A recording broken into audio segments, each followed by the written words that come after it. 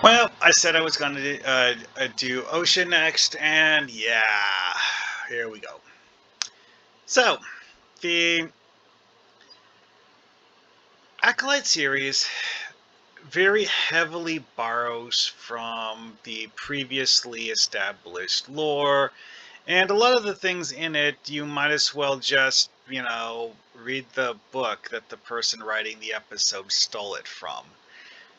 Now, where this gets different, though, is Osha and May, or Osha slash May, depending on how you want to look at it. Because I don't know of any, like, genuine, proper inspiration sources.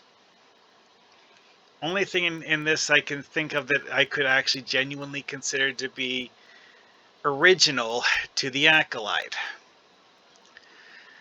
And unfortunately, it's confusingly poorly written, and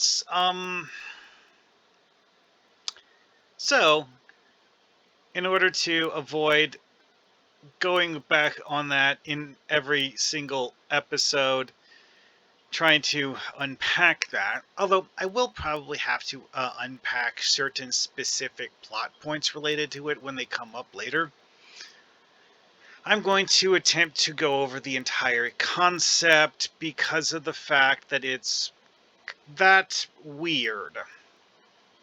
So, the basic gist of it is that Coral and Aniseya had decided that they wanted to use the Force to create children. Whether they intended to create one child or two is not actually said in the series. They ended up with what appeared to be identical twins, which the series has made several very, very strange comments about because of the fact that this is one of those things where, because of the fact that there isn't a word in the English language that actually directly describes the idea they're going with, they explain the idea by telling you what they aren't. They're not siblings. They're not twins. They are somehow the same person, even though they have two different personalities and two different physical bodies. Okay. Like I said, vaguely defined in a way that's confusing. So, if you were to actually try using this, and quite frankly, you probably have no good reason to want to do so. I mean, if you really want to, though. One thing that I was guessing that they were going to do when I started watching this, and they apparently didn't do, was go with the idea that May and Osha are connected via the Force on a subconscious level, so that their minds aren't truly separate. Because, like, it does kind of like the whole, like, chaos order thing, where Osha is someone who carefully thinks about her decisions, and May is someone who just goes with whatever she feels like at the moment. Not consistently written, mind you, but the series does kind of sort of hint at them having that kind of dynamic. Like when they were still on Bryndock, before stuff happened on Bryndock. The conflict between the two of them was that May was this outgoing, kind of cheerful child, and Osha was the quiet, moody, reserved one.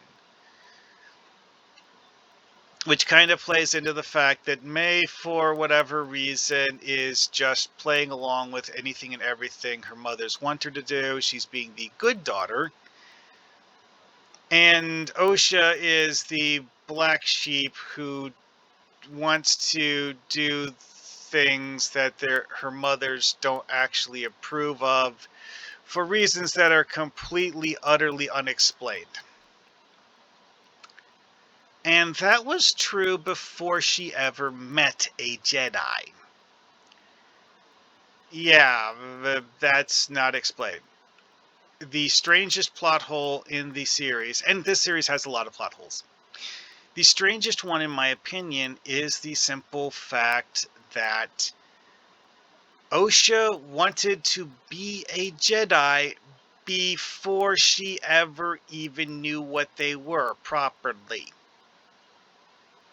Which might explain why she flunked out of Jedi Academy, is that she wanted to be a Jedi for reasons that were bad, and thus, after she tried being a Jedi for a while, she changed her mind, and thus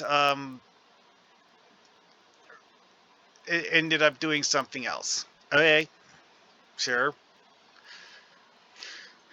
Yeah.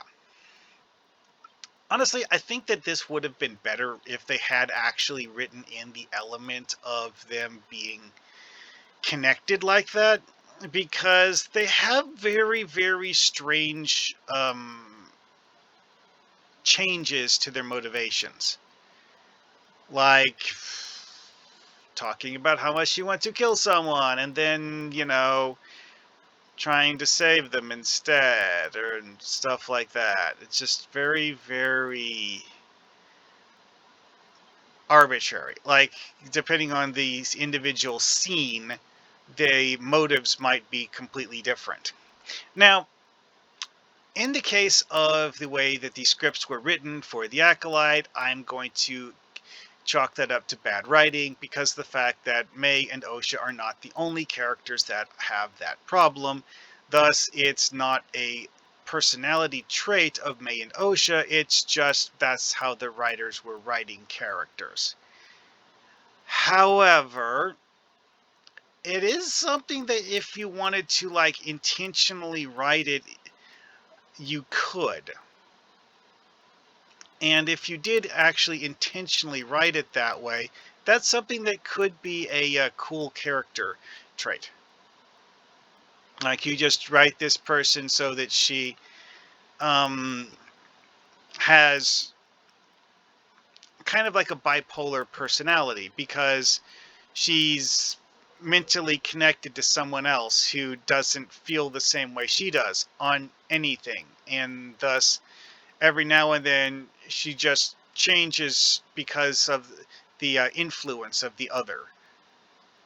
Eh, it's something that you could do. Because one thing about this that's utterly, completely bizarre is, why does Soul say that Mae and Osha are the same person? They do some test results that are logically impossible for normal people, because of the fact that you just don't have two individuals give off exact identical test results. That's just not something anyone ever sees. They never explain why, what, how. So while that's an interesting story beat, it goes nowhere, because this series has non-explanations for most of what's happening. It takes the rule of cool approach that Star Wars is known for and doubles down on it to a point of having the story fall apart. And that's a serious problem when you are defining the motivations of the two characters who are the most important characters in the entire story, based on rule of cool arbitrary logic. Does not make for good storytelling in the big picture. Okay, so what else we got with this? See, that's another thing, is that the way that the two of them use the Force is apparently not the same. Because what I was saying earlier about the whole chaos order thing is that while the two of them have the same midichlorian count, identical midichlorian counts as mentioned in that testing thing, the mental focus required to actually wield the Force is not there for Osha for most of the story, and it's not really clear why. Mae has no issues with it. She's not actually all that good with it. Because, like, and there's also that thing where they hint that Mae and Osha can't use their full power unless they're working together. Is that explained? No. Anyway, oh yeah, also the whole like vergence in the Force thing. I suppose I should touch on that. The thing is, vergences in the Force are things that are, one, not particularly common, and two, different depending on what happened in the particular instance.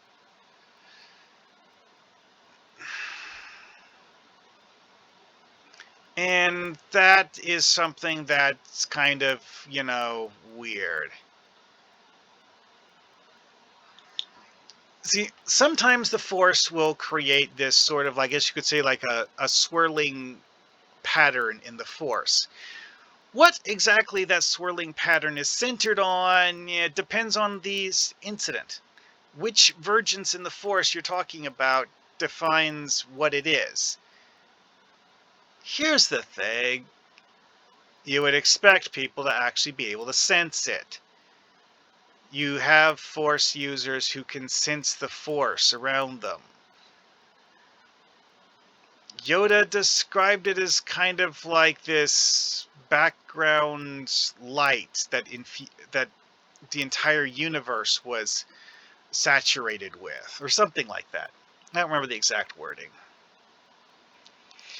Anyways, though, you would think people would actually be able to feel a vergence in the Force, which is where the whole thing of needing to prove that there was a vergence in the Force by taking both Mae and Osha back to Coruscant is just a stupid plot point. But whatever. Anyways, yeah, you're probably not going to do that in your TTRPG because, again, that was dumb. Why copy something that was dumb? Although, if your players decide they're going to do that, because quite frankly, that is actually this whole thing I was getting at with the first episode, is that a lot of the decisions that are made in this story feel the same way that you would have like players making rash, snap, arbitrary decisions in a TTRPG story, where they're not thinking of their decisions from a big picture, how would this make a cool story perspective. A lot of time they're just doing whatever they think is most funny at the time. And a lot of the story in this TV show was written that way. So Soul's reason for thinking he needs to take Mae and Osha back to Coruscant to prove that they'd found a vergence in the Force on Brendok is just, lol, what? Yeah. Oh, yeah, also is that vergences in the Force aren't necessarily all that rare. That's the other thing, is that vergences in the Force are things that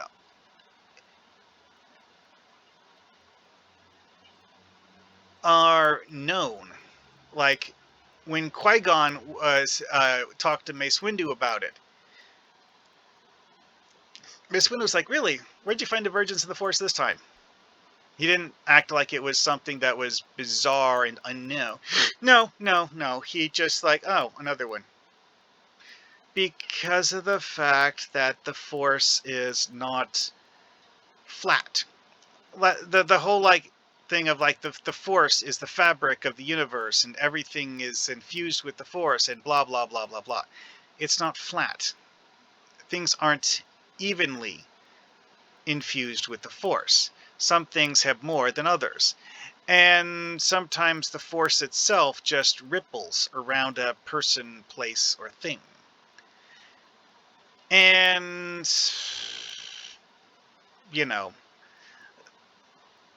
this is actually an aspect of the story in Acolyte that gets completely skipped over. They never explain what the Vergence was centered on. They simply mention that there is a Vergence on Brindok. One possibility is that this Vergence is actually that dark pit that you see the witches doing their ceremony next to. It could be that it's centered at that dark pit, and that's the reason why they set up base in that specific mining facility, is because that specific mining facility is located near the pit that they found a Vergence in the Force in. In theory, anyone who is a skilled Force sensitive should be able to sense such a thing. In theory. But, whatever. Yeah, again, so Mae and Osha are not a Vergence in the Force. The only person that I know of that's actually been described as such was actually Darth Vader. Yeah, joke on that one. Anyways, so the whole plot of them trying to become more skilled Force users and either becoming Jedi or Sith or something other than those. Neither one of them actually goes through with it all that well. Osha tries to be a Jedi. Then when she tries her hand at being a Sith, she's suddenly goes from not being able to use the Force properly to actually being good at it. Yeah, don't ask questions, just consume product. Oh, that is actually one thing that I would be very cautious with, is the whole rapid personality shifts thing. If you have an explanation for it, it can be a good character trait. Rapid shifts in a character's abilities is less of a good idea. Unless you're genuinely doing some sort of a wear thing where having the personality shift like that actually changes the way that that individual can wield the Force. But, oh yeah. They put it as twin here because that's like the closest word in the English language to the actual concept here. Because quite frankly, the actual concept, the people who wrote this didn't think it through far enough. My explanation for it, before I even got finished with the series, I don't remember which episode I came up with this analogy in, is that they're identical twins, but they're like conjoined twins that are conjoined via the Force and not physically conjoined. Which, I think it's a good analogy. Other people might disagree. And yeah, that analogy pretty much sums up the core of what makes this pair of characters special, is that they're not entirely separate characters. They're